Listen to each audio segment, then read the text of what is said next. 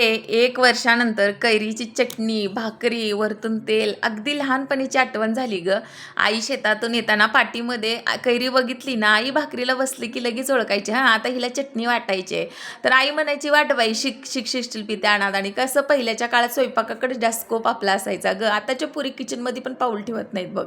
मग आई स्वयंपाक करताना लुडबुड लुडबुड असायचीच. मग आई म्हणायची, "तोवर चटणी वाटून घे, माझ्या भाकरी होतील," म्हणायची.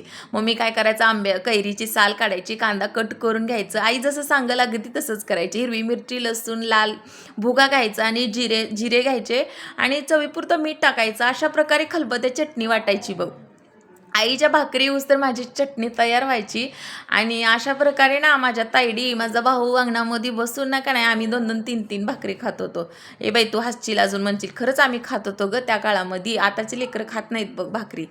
तर अशा प्रकारे चटणी व्हायची बघ. आणि आता तू सुद्धा जर 4थ्या 5व्या माळ्यावर राहत असतील ना, तरी सुद्धा खलबत्यातच वाटवायची चटणी.